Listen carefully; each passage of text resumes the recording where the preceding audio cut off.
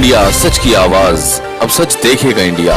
आदाब, मैं सलीम रहमान और आप देख रहे हैं बोल इंडिया न्यूज़। इस वक्त मैं नागपुर के जिलाधिकारी कक्ष में मौजूद हूं और हमेशा घेरा करती थी हर एक मुद्दों को लेकर। इसी तरीके से आज आनंद सिंह जी यहां पे मौजूद हुए, नागपुर महासचिव हैं, राष्ट्रवादी ने उनको जुम्मा दिया हुआ है। कलेक्टर ऑफिस आए हुए हैं, किन समस्याओं को लेकर यहां आए हैं, क्या वार्तालाप करने वाले हैं जिलाधिकारी से, वो हम बात करेंगे और बताएंगे कि वाकई पे जो देश में आज घटनाएं चल रही हैं, जो वर्तमान हालात है, उस हालात के ऊपर चर्चा होने वाली है या फिर किस बात को लेकर ये निवेदन देने वाले हैं और उनकी बातों को क्या माना जाएगा या नहीं माना जाएगा। हम खुद सीधे डायरेक्ट आनंद सिंह जी से बात करते हैं। आनंद सिंह जी, किस मुद्दे को लेकर आप कलेक्टर ऑफिस में पहुंचे?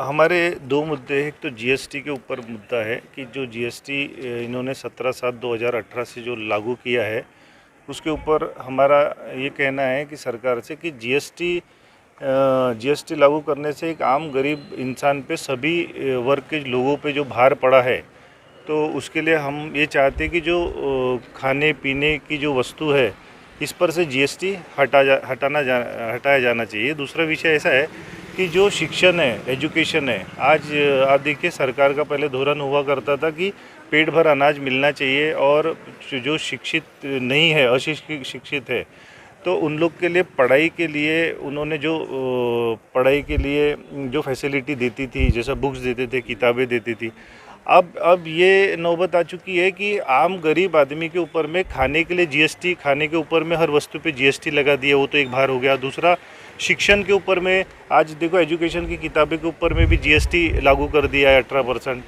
वो होने के बाद में आप देखिए, जो किराए से रहने वाले लोग हैं, जिनका खुद का घर नहीं है, तो घर नहीं है, वो किराए से रहते हैं।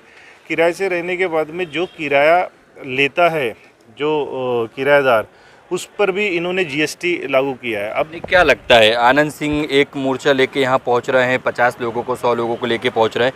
जीएसटी एक आज पिछले 3 साल पहले भी जीएसटी को लेके अगर मैं बात करूँ, गुजरात की सबसे ज़्यादा बड़ा धरना जीएसटी को लेके सूरत में हुआ था, जहाँ बड़ा एक कपड़ा व्यापारी होता है। आज फिर आप जीएसटी को लेके नागपुर जिलाधिकारी के पास पहुँचे, तो क्या लगता है ये इस बात को सराहेंगे? देखिए, हम अभी विपक्ष में और हम आम जनता के लिए आवाज़ उठाना हमारा कर्तव्य है और ये हम आगाह करना चाहते हैं सरकार से कि जो जीएसटी, ठीक है, कपड़ा व्यापारी के लिए उन्होंने लगाए थे जीएसटी, वो व्यापार के उद्देश्य से, आवक के उद्देश्य से उन्होंने जो किया वो एक अलग चीज़ है। लेकिन आज आप देखिए, आज गरीब जनता के ऊपर में जीएसटी का जो भार है, हर गरीब जनता ये चाहती है कि सरकार हमारे लिए कुछ न कुछ योजना लाए जिससे हमें लाभ पहुँचाए। ठीक है, आज ये परिस्थिति आ चुकी है कि सरकार की तरफ से कोई लाभ की उम्मीद तो नहीं रही, लेकिन जो वो बेचारा स्वयं रोजगार कर रहा है, जो अपने रोजगार से 2 पैसा कमा के अपना घर परिवार का पालन पोषण कर रहा है, उस पर भी सरकार ने अगर खाने पे जीएसटी लगा दी है, उनके बच्चों के पढ़ने के एजुकेशन के ऊपर में, किताबें के ऊपर में जीएसटी लगा दी है, तो मुझे लगता है ये निर्णय जो है वो बहुत दुर्भाग्यपूर्ण निर्णय है और इससे राहत देनी चाहिए। अगर सरकार को भी सत्ता में रहना है और लोगों को कुछ न कुछ उसमें मदद देना है, तो मैं चाहता हूँ कि कम से कम जो खाने पीने की वस्तु है उससे जीएसटी पूरी तरह मुक्त करना चाहिए और जो शिक्षण की किताबें वगैरह है, इन पर से भी जीएसटी हटाना चाहिए। कम से कम यहाँ एक गरीब लोगों के ऊपर में ध्यान देकर उन्होंने ये निर्णय लेना चाहिए। दूसरा उल्लेख आपने दारूबंदी को लेकर भी कहा है, जो ऑलरेडी जिस तरीके से इस पॉइंट को भी मैं गुजरात पे ही मेंशन करूंगा। गुजरात में जिस तरीके से दारूबंदी की बात की जाती है या फिर चंद्रपुर में दारूबंदी की बात की जाती है, उस आपके लेटर में कहीं ना कहीं दारूबंदी की बात की गई है। सेकंड, जो अभी ऊर्जा मंत्री की बात करें या ऊर्जा विभाग की बात करें, तो कहीं ना कहीं वहाँ भी आप जाने वाले हैं, तो ये सारे निर्णय सामने इलेक्शन को देखते हुए या कैसा? देखिए, अब रही बात दारू की, तो ठीक है, शासन का धोरण है कि नियम के हिसाब से अगर शासन ने एक धोरण दिया हुआ है कि जहाँ पर भी आपको दारू व्यवसाय करना है तो वहाँ कैसा मंदिर, मस्जिद, स्कूल वगैरह नहीं होना चाहिए, ये उनका एक नियम दिया हुआ है। वो टर्म्स एंड कंडीशन पे दारू का लाइसेंस मिलता है, वहाँ तक कि ठीक है। लेकिन आज आप देखिए, अभी नई सरकार में उप मुख्यमंत्री देवेंद्र फडणवीस जी है, आज गृह विभाग उनके पास में है, लेकिन आप देखिए नागपुर में ग्रामीण भाग जैसा ही शुरू होता है तो आपको हर सावजी होटल में दारू मिलेगा, आपको गार्डन रेस्टोरेंट में दारू मिलेगा, आपको हुक्का मिलेगा, एमडी दिया जा रहा है। देखिए, नागपुर शहर में जो पुलिस आयुक्त तो इन्होंने इतना स्ट्रिक्ट करके रखा है कि शहर के अंदर में आपको अवैध दारू देखने को नहीं मिलेंगी, उस तरह से कार्रवाई उन्होंने किया हुआ है। लेकिन आप ग्रामीण भाग में आप जाइए, जहाँ पर ग्रामीण पुलिस की हद शुरू होती है, वहाँ पर आपको रेस्टोरेंट में दारू मिलेंगे, वहाँ आपको सौजी में दारू मिलेंगे वहाँ। और दूसरी विषय ऐसा है कि जो अवैध दारू के व्यापारी है उनके लिए कोई समय सीमा नहीं दी है। सुबह 7 बजे से दारू देना शुरू करते हैं। तो कहीं ना कहीं हम ये चाहते हैं कि उप मुख्यमंत्री की नागपुर के है तो उन्होंने प्रशासन को कड़क करके ग्रामीण भाग में जहाँ लाइसेंस है वहाँ दारू देने में कोई हमें हरकत नहीं है, लेकिन जहाँ लाइसेंस नहीं है अवैध रूप से जो दारू ला रहे हैं बेच रहे हैं उससे कहीं ना कहीं लॉ एंड ऑर्डर का भी नुकसान होता है। उस एरिया में जो महिला होती है, स्कूल के बच्चे होते हैं, तो वो हर चौक पे अगर ढाबों पे दारू सुबह 7 बजे से बिकना चालू हो जाएंगे तो सुबह स्कूल में जाने वाले लोगों बच्चों के ऊपर में भी असर पड़ता है, वहाँ के लॉ एंड ऑर्डर पे भी असर पड़ता है, क्राइम बढ़ता है। इसलिए हम चाहते कहीं ना कहीं ये बंदी होनी चाहिए। दूसरा विषय आपने जैसे बताया ऊर्जा विभाग का, आप देखिए ग्रामीण भाग में ऐसा है कि इसके पहले की सरकार में भी ऐसा हुआ है कि वहाँ जैसा भी महिला बचत गट, कुछ महिला है यहाँ, तो महिला बचत गट शासन ने ये दिया हुआ है कि हर महिलाओं को काम मिलना चाहिए, रोज़गार मिलना चाहिए।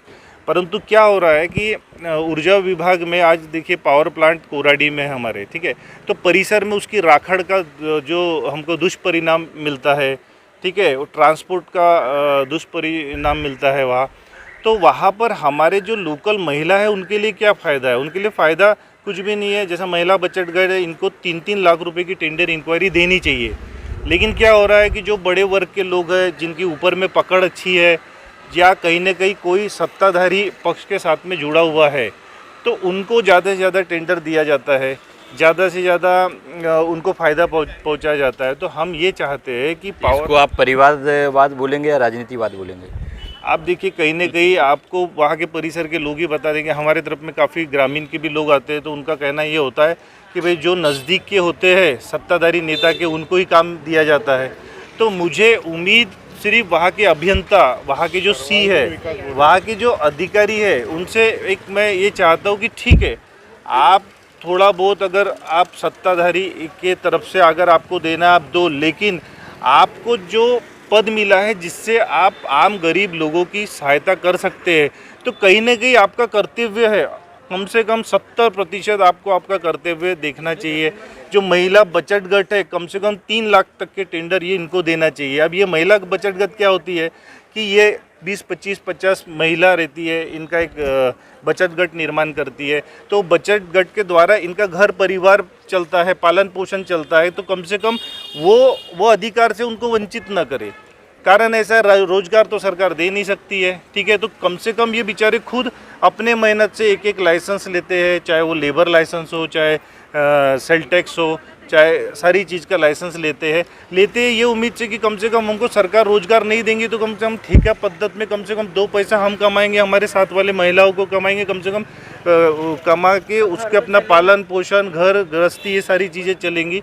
तो मैं चाहता कि कम से कम उनसे तो वंचित न करे, क्योंकि आज नहीं कल आप ये लोगों के भरोसे, जनता के भरोसे ही आप बैठो। आज इनकी टैक्स के कारण ही आपको बड़े बड़े करोड़ों से फंड मिलते हैं जिसके आधार पे आप बड़ी बड़ी घोषणाएं करते हैं। तो मैं चाहता हूँ कम से कम उनके प्रति आप कहीं ना कहीं थोड़ा सा मन में ये चीज़ रख के उनको 3-3 लाख तक के टेंडर इंक्वायरी देना चाहिए, यही हमारी मांग रहेगी। क्या लगता है आनंद सिंह जी जो कदम उठा रहे हैं वो कदम सराहना होगा या फिर वो मांगों को पूरी की जाएगी?